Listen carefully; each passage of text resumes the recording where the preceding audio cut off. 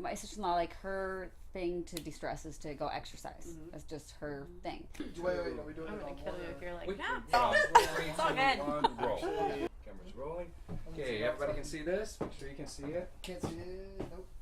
And I'm good. Are you good, Pete? Yep. Okay, ready? And this is IVF chat, and this is take one marker. Okay. So exciting. So should I just start?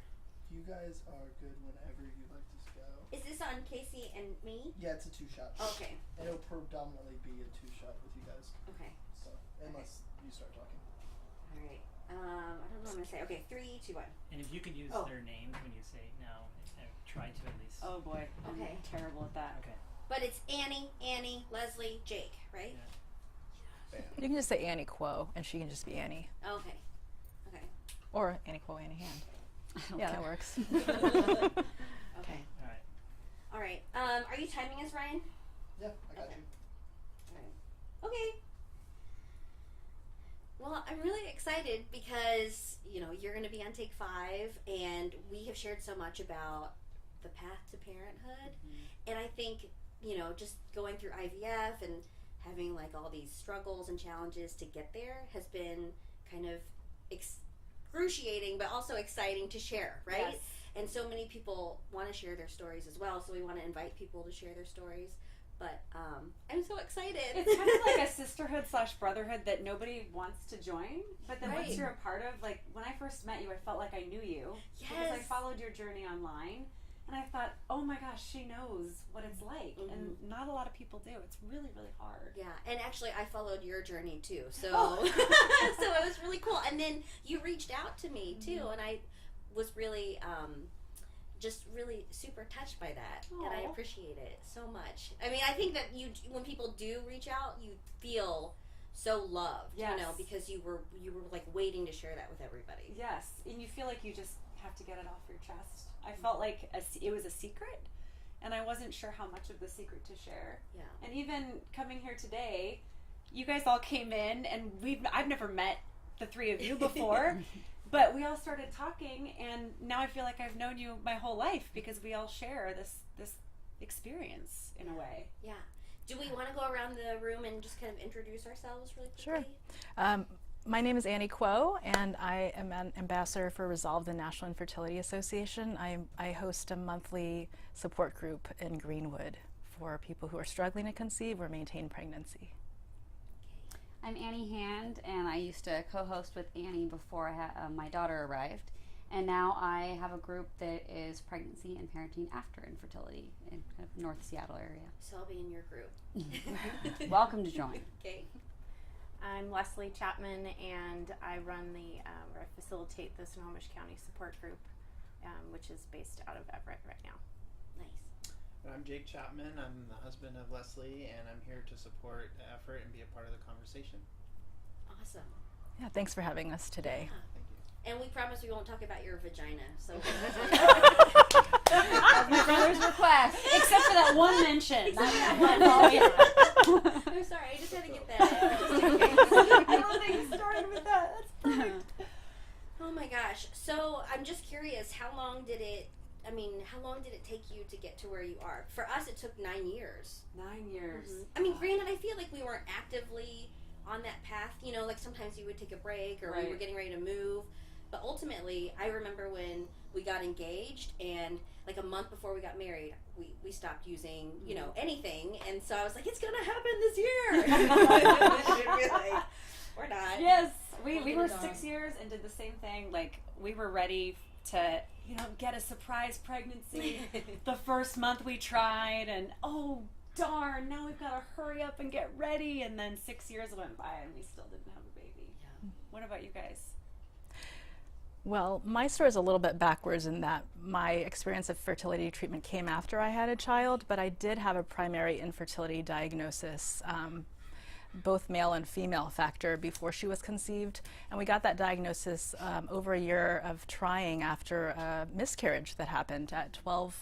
Sorry, I'm thinking 12. It was actually 12/24, Christmas Eve, 2009, at 14 weeks, so just at that time when you think you're safe, I lost the pregnancy. Nothing happened for a while, and so went and got checked out. My daughter was conceived narrowly, spontaneously before beginning IVF, but because I knew we would have a narrow window to perhaps have another child, I pursued fertility preservation after she turned 2, which were unsuccessful attempts.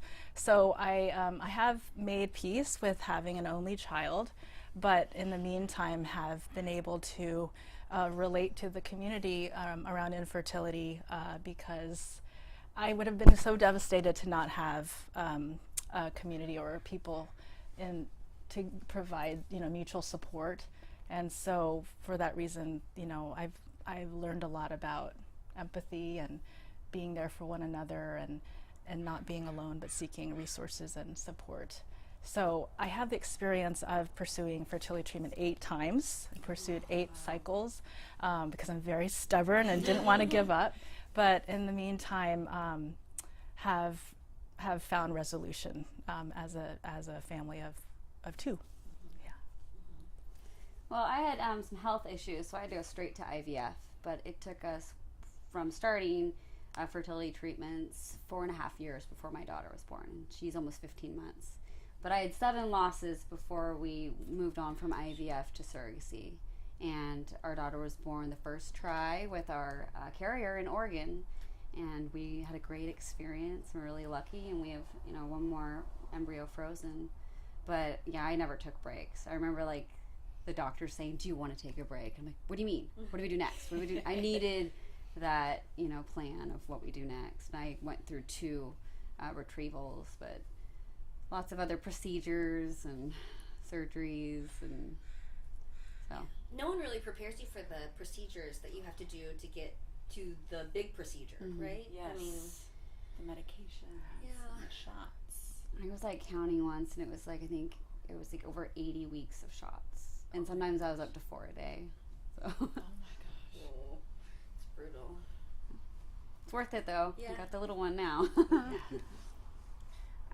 So we met in 2009. We got married in 2007, and I knew right away that we were going to have some challenges. Jake was married previously, had a 4-year-old daughter. They had a difficult pregnancy, so they actually had a doctor recommend that they not have any more children. That may not be a good idea. So he had a vasectomy. So here I am, 27. I meet this really awesome guy, and I'm like, great, I can't have any children with you. So it was part of the conversation early on that something was going to have to happen.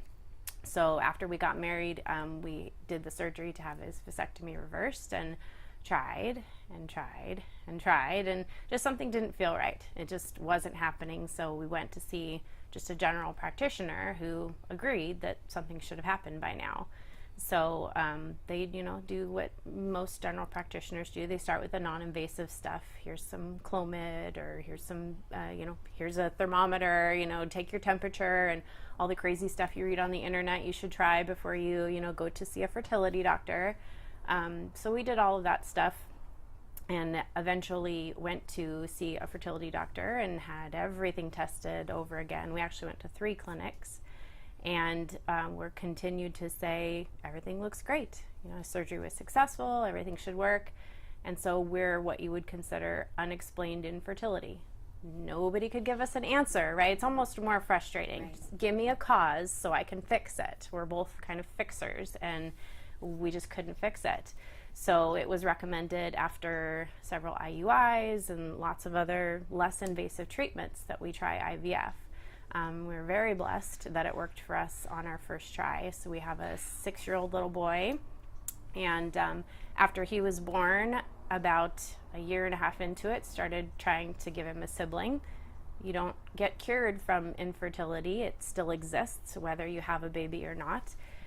So for us, we decided to use one of the embryos from our first procedure to have another child, and luckily for us it worked. So I have a 2-year-old little boy. And thought that was the end of the road. And when he was about 8 months old, we both turned 38 and got a little surprise. So we have a 5-month-old little girl who was conceived completely naturally and is kind of a miracle. So When our second son was about 4 months old, I started the support group in Snohomish County because I started going back to the support group that I was in before when we tried to have our second child, and you just sometimes don't fit in the community anymore. I think it's kind of almost more isolating after you have a child because you don't quite fit in with the group of, TTC trying to conceive women that you were so close to before.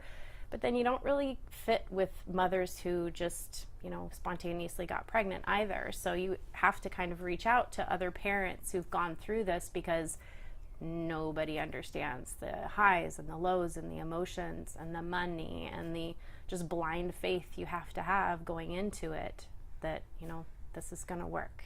So that's really fascinating. Kind of reminds me of something that Casey said too, just like after the baby comes, that you still kind of have, I don't know, PTSD. PTSD. Yeah. And I feel like That's it's true. for me, not being able to get pregnant was the first time in my life that I failed at something. And I'm sure I failed at lots of stuff before.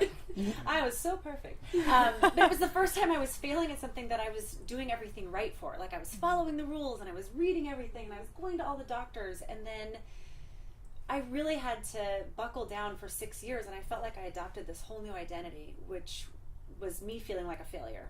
Like the one thing that I'm supposed to be able to do just like everyone else, and I couldn't do it. And now that I have Scarlett, I still feel like that person. Really? Which is crazy.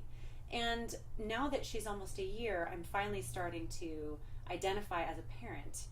But like you said, Leslie, it never goes away. Like I'm still infertile. And if we want to expand our family, it's not as easy as, like, now the question is always, when are you going to have a second? It's like, well, it's not that easy. Yeah. We don't get to go have a bottle of wine and 9 months later have a kid. It's tough. Well, I mean, what kept all of you, I'm curious for you too, Michelle, what kept everybody going? I mean, 9 years is a long time. Well, for us, it was like we have to, like poop or get off the pot. Like we just, Yeah. I just, celebrated my 39th birthday, so it was like, how many more years do I have? Like we have to give this our 100%.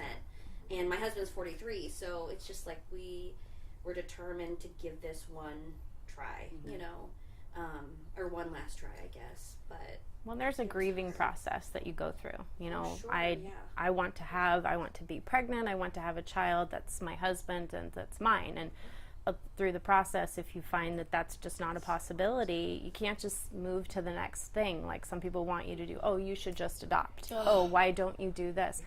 Well, I have to be okay with this no longer being my dream and, altering it to this is what we're going to do next. Right. I think it's so unfair to the adoption process for people to say that as though adoption is only a fix for infertility. It doesn't fix anything, and I know you know this better than anyone. It is its own amazing, difficult process. Well, yeah, because I'm adopted, and I am like pro-adoption, but I think that for me, I really wanted a biological connection to someone in my family. Like I have met my biological family. I love them. They're great people. There's like one big happy family, but there's something different about living with someone who's connected with you. My sister lives in Seattle, but we didn't grow up together, so it's just like I really wanted that, but I was afraid to want it too much in case this didn't work out either. And adoption's not off the table for us. It's just we wanted to give this a go first. And adoption actually is crazy expensive too. So if you like, we looked at Korea just because I'm adopted through Korea, and I mean we were talking like $50,000 At least. Yeah. It's very expensive. Some people will suggest adoption because they're just trying to help us solve a problem, but a lot of times when we are sitting with someone, we just want them to sit with us and listen and be present in the moment so that we can process our grief. And to us, sometimes the quick, suggestion of adoption can feel dismissive because it's dismissing where we are right now in our grief to get through the pain of perhaps not carrying a pregnancy, which some women want to carry a pregnancy and bond with their child through the womb and give birth. That's That's sort of Well, a life experience. I don't know if any of you. You skip over There's no way that. Yeah. There's no way out but through. You forget. That's why they say why you can have multiple children is you forget all about the pain and. Well, I felt like sometimes people would make me kind of, when they do the adoption route, try to make you feel like guilty. Like there's so many kids out there that need a home. Like I shouldn't be trying so hard to have my own biological connection. And it's like you can't judge someone unless you've been there, and even if you've been there, everyone's story is different. Yeah, I think it's easy for those people to say that. You Well, know, and they think that maybe you just go up to an adoption mart and I'll take Right. that one. Sign me up. Yeah. You know, If and it were that easy, I would have done it 6 years ago. you know, and Yeah, it's, bargain there's a- prices, It's not which like don't that, exist, but it sounds except in like they're like, foster but care. there's all those kids that are just waiting, but even in foster care, just getting all of the background checks, going through all that process to be able to be a foster parent, Right. it's still not and easy. that's still difficult too, because I worked with like some foster care systems in other states, and sometimes that's difficult too. You know, because the biological parents will come back into the picture. So I just don't think people should judge on that stuff. You know, it's really Yeah, well, adoption is a Personal. beautiful option for some, for some families. That process through infertility, even though adoption does not solve infertility. I have a friend I've advocated with in Washington, D.C. for family building legislation, and she is an adoptive parent. But every National Infertility Awareness Week, she reminds people that even though she adopted and found resolution to building her family that way, she's still infertile. right. And even when you adopt, there's like a triangle of grief, because the birth parents, they lose something, the child loses something, and then the adoptive parents, they're usually grieving through something, so it's not easy too. And I have a lot of Korean adoptee friends who there's a push now to like not be pro-adoption, so I mean, Really? just because it's like a lot of like for instance, a lot of my Korean friends, they feel like they were stripped of their culture and and a lot of things, and so there is a movement now to say no to adoption as well. So it's just it's complicated. Everything is It is. complicated, Yeah. But Jake, I was kind of wondering, and maybe you can chime in, how you dealt with grief and infertility. Just because I think about my husband too. Yes. Yeah, so for us, it was, as Leslie mentioned, it was really like we're kind of fixers, right? So I think from the male perspective, we try to overcompensate by trying to fix the situation and be there for support. A lot of times you don't know how to support. So that for our story, that was a lot of what took place. I mean, you mentioned it, the shots and the difficulty in going through that. It's a real test on the relationship. So it's a process, right? It's difficult to not have to struggle with infertility, but then it's also impact on a relationship as well. So it's like a double whammy, right? So it's really challenging, but it's also, when you have some success, it doesn't go without the risk part, right? So you look back and you're like, wow, we went through a really tough time, but we overcame. So you can kind of spin that into a positive light as well too. So I know that there were a lot of people around us, like I think your cousins, they had twins, but how many times did they try? They tried for 12 years. Well, my cousin was biologically my cousin. He was born with a genetic disorder that skips generations. I think it was called azoospermia, where the sperm just doesn't move, and they didn't know it until they got married and started trying. And so once they found that out, she had to grieve that process of, there's no way that I can have a child that biologically is both of ours. So they tried lots of different methods, and they're in the military, and so they're moving around, and there's only so much that the insurance will cover. And ultimately they ended up, and she kept going to, this is what I want, and she kept going, and now they have boy and girl twins that are 2 years old. So, and everybody in our family just didn't understand. It was, why can't you just be happy being together? And no one knows what your ultimate desires are. Everybody has that dream, and it's like we were talking about, you deliver and you have this baby, and it's your dream come true, but you've been on this roller coaster of highs and lows and success and failure that it's so hard to emotionally get off. So you just keep waiting for the other shoe to drop. So you have this child that you've finally, achieved your dream, and you're like, okay, now what do I do? I I'm literally waiting kept for waiting it. for somebody to take her away Yes, from me. exactly. And that's so hard to explain to people. If I had $1 for every time somebody came up to me and said, "Aren't you just so over the moon in those first few months?" And I was just like, I don't even know what's happening right now. I haven't even accepted that I have a baby. Yeah. It's a completely different, and Jake, you were talking about the impact it has on relationships. That's something that I tried to ignore in a really bad way. And my husband was the one that was like, because we've talked about, would we ever try for another kid? And he's like, do you realize how that's impacted our relationship with each other as a husband and wife over the last 6 years? How did it impact it? Was it Everything was negative, about, or was it a positive? It was a positive in that we were forced to learn that we each communicate differently about things. We were forced to learn that we each grieve differently. And that made us a better couple. But it also was our entire world. We had to plan trips around a transfer. If I was doing progesterone shots, I remember one time my girlfriends had a fun slumber party. We're adults, I don't know why we did this, but it was, and John got up and came over at 5 a.m. to give me my progesterone shots. It's things like that. It's being out at a bar and being like, oh no, I gotta go, bathroom stall of pesos. I gave myself a Lupron shot in the stomach. Done that. It just, it affects everything. And by the way, even if you stop trying, every month you either find out you're pregnant or you're not. Because we took a year off.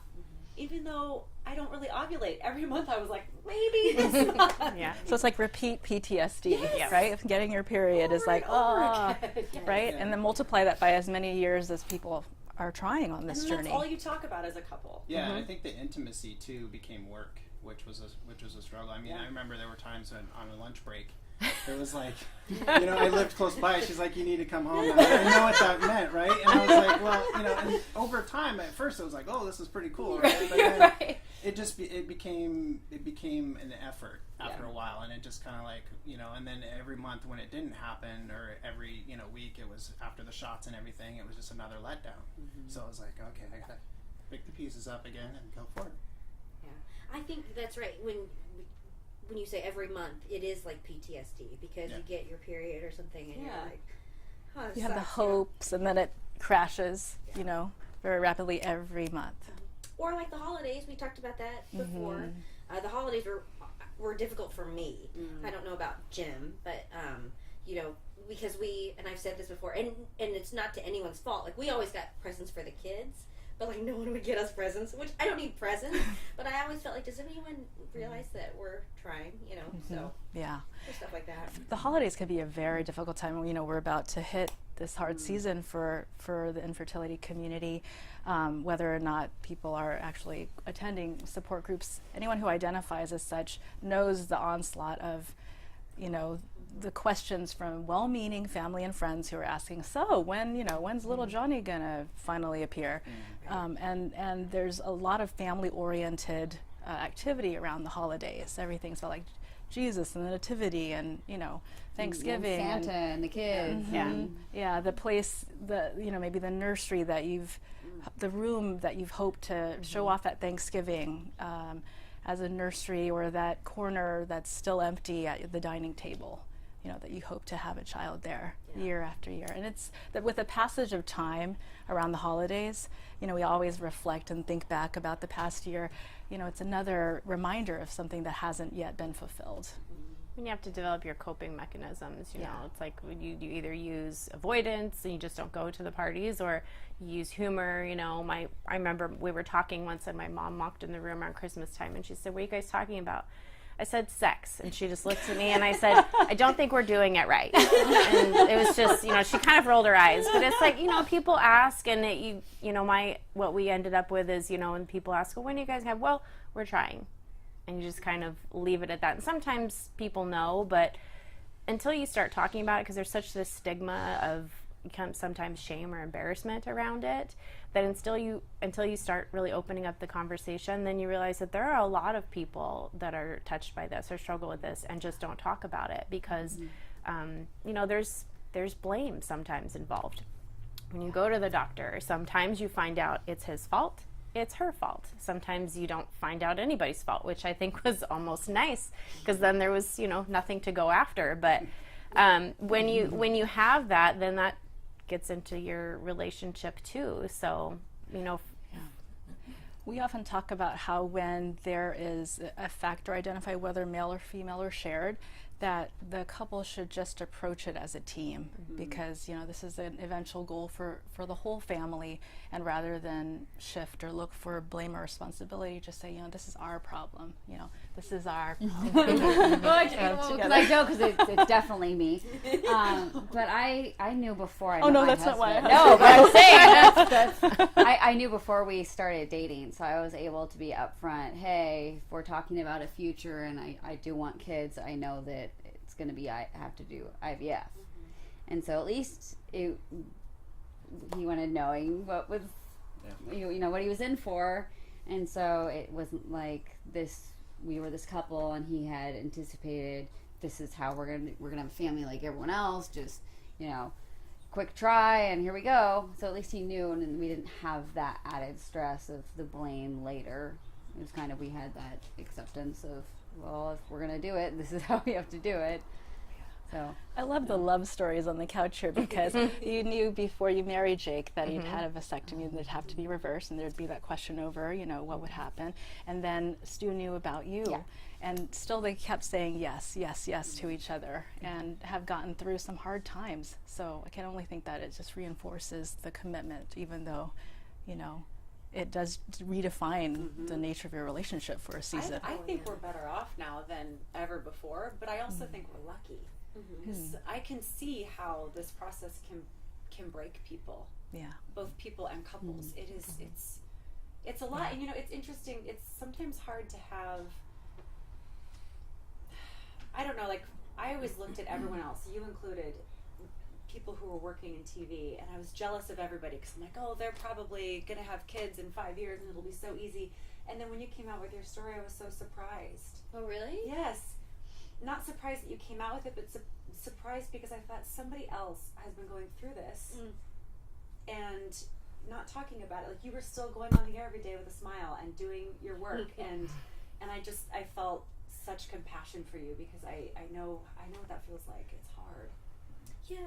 Well, thank you. No, it is hard. Well, because, you know, I'm super emotional, obviously, right now anyway. But, yeah, it is hard to, I think, just to have that in the back of your mind, and, like, why hasn't this happened yet? And I still want to, you know, you still have, like, these obligations and career goals and all that stuff. So, yeah. You still have to go through your life, but it's hard to ignore what's well, really going on. You were saying that, like, a lot of people you don't know. For me, it's kind of like, well, we're expecting, I'm not pregnant. I kind of had that Band-Aid ripped off for me, and it actually felt really good, because people close to me, you know, knew what was going on, but it was kind of like, well, everyone else, we're expecting, and I'm not going to get it, you know, my body's not going to change, so this is what's going on. And I was able to finally be more open to people that were outside our, you know, circle of infertility or close family. You know, it's like before on social media, I maybe wouldn't say anything, and now it's like I share stories that people are doing, or I post about things, because I hope that my story might help other people that are going through similar things and feel like it's something to be shameful about, or it's something you don't talk about. You know, so, but yeah, it was kind of, I was able to finally be like, well, I'm not going to be able to hide this anymore, and you know, I remember I was saying that we had to do like a psych evaluation, and they're like, well, would you tell any children that you have through surrogacy? And I'm like, of course. There's not going to be any, you know, maternity shots of me in the house. You know, my child might ask, where are the pictures of me in your belly? And so it's being open, and even though I didn't get to decide that for myself, it's kind of a relief. If it's any consolation, I don't have any maternity photos either. I don't want any. Well, you kind of get put in this new category, you know, you don't really associate, or you don't really feel comfortable kind of celebrating to your friends that maybe are still struggling, but then you've got these other friends that maybe have children already. And I know I parent our children a little bit differently in my mind. I mean, invested so much time and money and emotion and just blind faith in this process that once the baby is finally there, people give you the, advice, don't rock them to sleep because they won't be able to do it on their own, and, don't hold them too much. And I'm like, you know how hard I worked for this kid? I am going to hold him every second of every day. He's 6 and we walk through the grocery store, and if he walks around the corner and I can't see him, I start to have anxiety. I mean, and there's not always, especially a guarantee that I can do this again. In our situation, we were very lucky and that we were able to have more children, but that could have been my only chance. So I went all out. Maternity pictures, smash cake pictures, I bought all the stuff I wanted to buy, and I spent so much time with him because I wanted to enjoy every moment. And I still feel that way. Still feel like somebody could take it away at any moment. And he's 6. So, I feel like I parent a little bit differently in that sense. I wish I'd done the maternity photos now, just because it does look like that was my only pregnancy. But Casey and I were talking before the camera started rolling about how we lost our innocence through miscarriage, the experience of miscarriage before our eventually successful pregnancies and being able to have our children. But if I could take it back, I would have been more present and would have let myself exhale a little bit more into my pregnancy. It was just that I did have a little bit of PTSD and wondering when that shoe was going to drop and expecting bad news. It was only until literally I was like, there's no denying, like this is happening, that then I had to do some like very, very quick nesting in like the 11th hour that this baby is really coming. We're 9 months pregnant and they're like, okay, I think it's a time to set up the nursery. Yeah. I was the opposite. I was setting things up. I had nothing else to do. I wasn't going to doctor's appointments. Yeah. And I remember, my parents who've been so supportive. My mom was very, very cautious. She didn't buy anything for the baby until we had our 20 weeks and everything. The scans looked good, and then she sent me a box of girl clothes. So, and like you're saying, I think parenting, I thought that I would be this, like, helicopter mom. Because this might be my only one. I don't know. And I feel like I let my daughter fall down. I let her take those risks. She's one of those risky toddlers. You're like, don't climb that. And she's like, really? I can. Look at me. And she makes eye contact while she's yes. She loves slides. She's got bumps and bruises. And also my husband and I are very big on raising her with manners. Already at 15 months, she says please. We expect please. And so, we say please. We say goodbye when we leave daycare. If she doesn't look at her teacher, I turn her around and we wave goodbye. And, I'll take the time and there. It's like I didn't do all the investment of time and money and all these things to not put the effort into raising a nice little human being. When she's nice, we praise her. That was so kind of you. Because we want her to be this nice little person. I'm not going to let her be, my little special snowflake and get away with things. I'm probably more hard. I think my mom and other people, and I'm like, use your words. They're like, she's 15 months old. I'm like, but she has those words. I've heard her use them. And I think I'm a little bit harder on her for the struggles I went through, because I'm like, if this is my only, I'm not, going to raise a rude little kid. Or a kid that's afraid of everything. I was a fearful child, and I'm glad that she's willing to try a new slide or do something and ask for help if something, up, help, if she wants to get on the climber and stuff. So, yeah. I do think that whole mentality of we feel so fortunate that we have our children finally with us sticks with us, and it does influence the way that we parent. I know that I have that I don't want to miss out syndrome, so it's like, okay, I'm going to be a Girl Scout Daisy leader. Okay, I'm going to read all the books on pediatric brain science, so the one shot that I have, I'm going to do it right, and at one point I was literally putting into practice that suggestion that you talk to your children so much between birth and 3, because that's like the time more than any other in their lives that those neural connections are firing. That she gave me feedback one day, and she's like, Mommy, why do you keep talking and never stop? And it was just that I was like, okay, I have one shot to like do this right, and so I think that for that reason, it's made me a little bit more compulsive of a parent, you know, to like try to read up on the latest research and apply it, because this may be the only time that I get to do it. So, you know, maybe relaxing is in order too. I get that, like if it's your only chance, you know, Yeah. you didn't know it the first one, and you're like, I want to do everything, like, you know, we were like, first birthday party, okay, Santa pictures, so, like, I'm not crazy about, but there are certain things, and I want to make sure that we do. We took her to the pumpkin patch last weekend. She was, okay, pumpkins, you know, it was more for us. Yeah. You know, she loves pumpkins, but that's definitely for us. Or, you know, we take her to the zoo, she can't see, like, look, it's a giraffe way back there, don't you see it?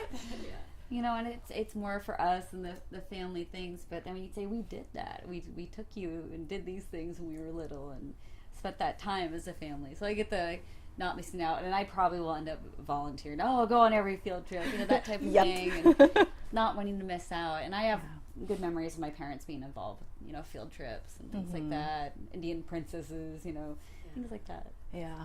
Or like taking out Parent Met magazine or Seattle's Child and like with the highlighter and making sure that you have like all the weekend's activities, you know, and planning ahead. But yeah, I think in that way, that's sort of that's one way that that whole experience of infertility has affected the now, even though it's like nearly 7 years later. Wow. Yeah. We're almost out of time, so I just have two more questions, unless anyone wants to chime in. But I'm just wondering if anyone watches this, if you could give them any advice or lasting impressions or thoughts. You know, if they're struggling or if they're starting that journey or whatever. And then also, is there anything that we as a state need to do? You know, because I'm really big on the insurance part. I really feel like, you know, insurance should have covered our struggle. You know, because if it's a disease, if infertility is a disease, which it is, then why can't we get insurance? Because we've been paying off this kid for a long time. Yeah, that's We don't true. even own him outright, you know? Yeah. How much does that kid walking around cost? You know, Yeah. 150K. Yeah. Protect your Well, investment. we were lucky in our, because that was when they told us that was our next step. We left. I was so defeated. We left the doctor's office. I was like, there's no way I can ever afford this. And we were very blessed. My dad actually won the lottery several years ago. What? And that Literally. was how we paid for it. There's the only way that we were Like able the to. lottery? Yeah. Yeah. But that was also a struggle too. Yeah. Because Yeah. accepting the money, Yeah. you know, was very difficult. Right. So, it, you know, Yeah. yeah. I mean, it's a Yeah. cool story, though. Yeah. when you Yeah. say that, but I went to the understand. fertility walk last year and I made shirts for my kids that says my grandpa won the lottery so I could have a heartbeat. So like Oh my it's a, you know, it's cool for them to grow up knowing that. And you know, my mom is like, you know, if there's one really awesome way that we could spend this money, you know, we don't need to take fancy vacations or do things like to have a grandchild. And they got 2 out of it because we were able to have enough embryos from the first procedure to have our second child.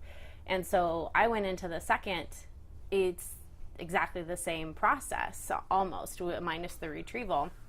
And when we went into the second one, it was all those feelings again. And so I used the same mantra I did for the first, which was just surrendering to the process. You know, once you accept that this is what I'm going to do via IVF or IUIs or even adoption, of there's only so much that you can control. I could control when I took my shots, when I went to the doctor, doing what they told me to do, taking care of myself in general. But you can't control the outcome. So just accepting the process and finding a really good support team, a doctor you love. We love our doctor that we used. I did some yoga for fertility classes, which are wonderful for stress relief, and going to the support groups. You know, finding outlets to help you manage your stress level and your anxiety level, because that's really the killer to the process. So Yeah, I think bringing awareness to this is very helpful. It helps people understand the struggle, the empathy factor, right? Because you can't just say you don't understand, you haven't been through this to family members, right? And then I think the other thing that you could do is set yourself up with a counselor just for protected talk time. Just talk about your feelings. Yeah, I'd say I wish I had had a support group years ago. I started going to the Resolve group right before we transferred to our surrogate, and I wish I had had that. And I had friends and family that had gone through IVF, but they had been successful at that point, which was great for them, but I needed something else. And so I'd say if you're struggling, find a community. There's people that you can just text, be like, I'm struggling today, and can we go get coffee? Or, going out and being active. You've done a lot of things with groups, of getting out there and, finding things to do with people that just get it. You don't even have to talk about it if you don't want to, but just being with people that get it. If you say, I don't want to talk today, or I really do need to talk today, just having that. Yeah. The fortunate news for Washington State is we do have an active and growing community through Resolve. Also, those who are experiencing pregnancy loss or infant loss can find support through PS Puget Sound, which is Parent Support Puget Sound. And these are groups that have over 15 support groups meeting around the area. They're all free.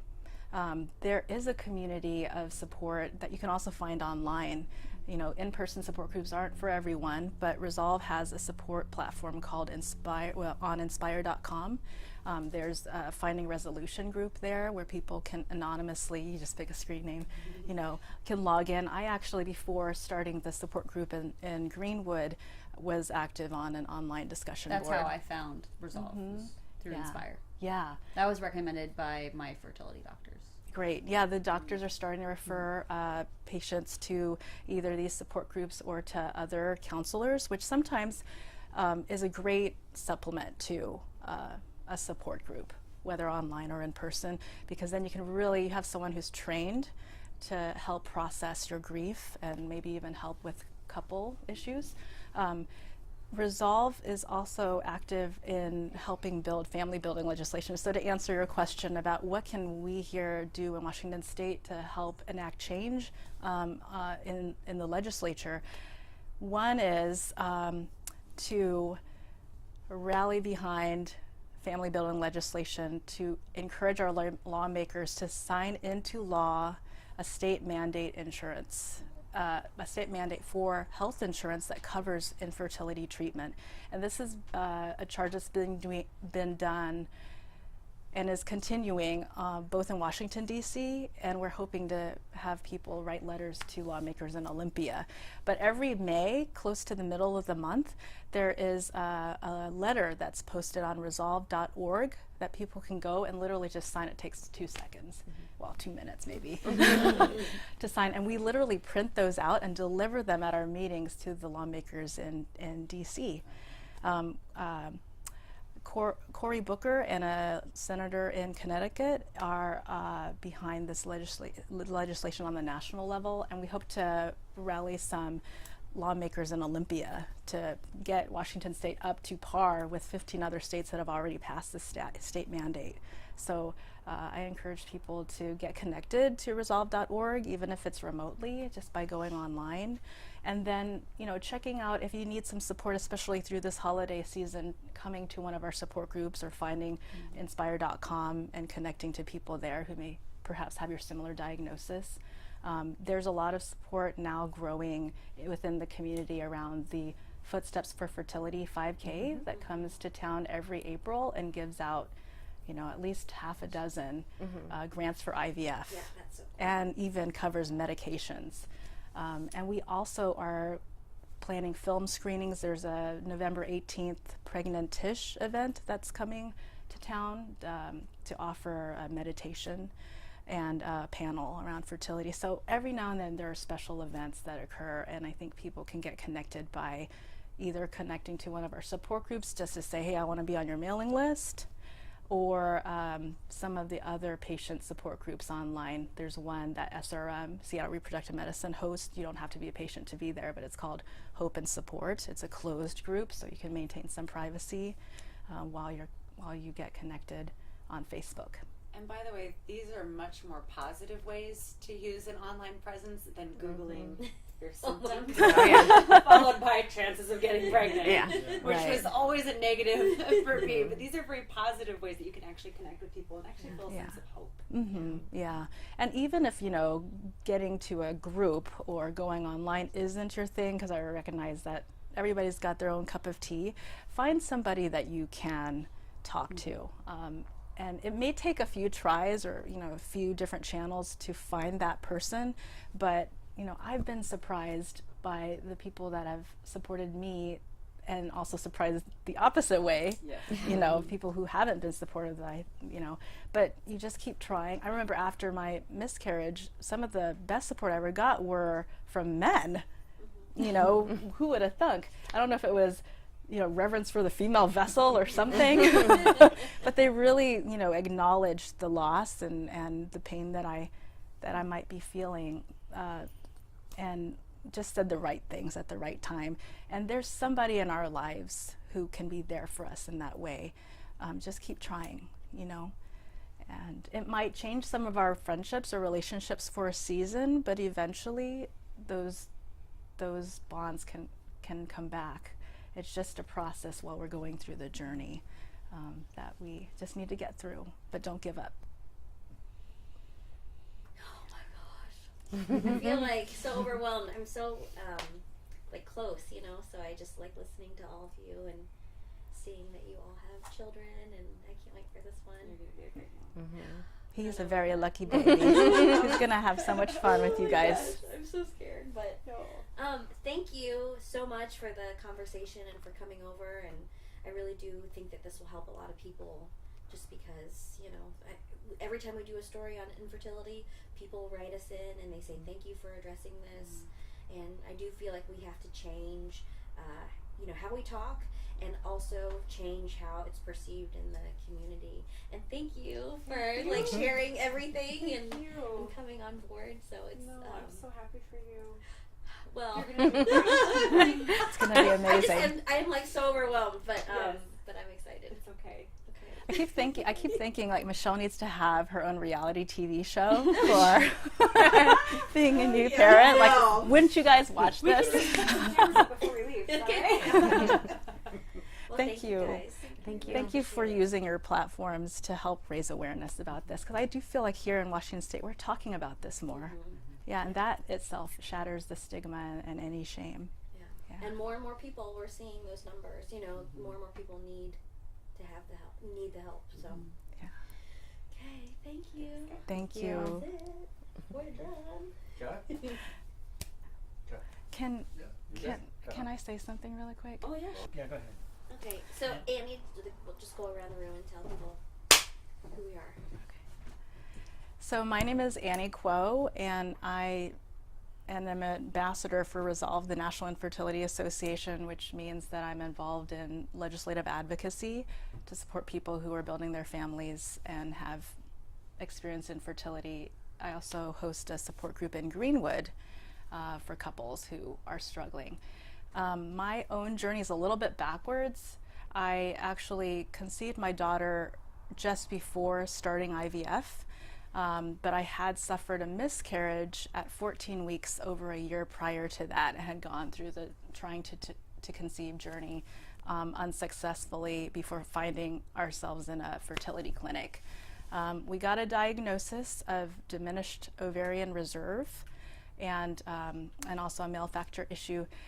But if we hadn't had our daughter the way we did, spontaneously, I don't think we would have had her, because later when she turned 2, I pursued fertility preservation, another way of saying egg freezing, and went through 8 unsuccessful attempts because I'm very stubborn, didn't want to give up.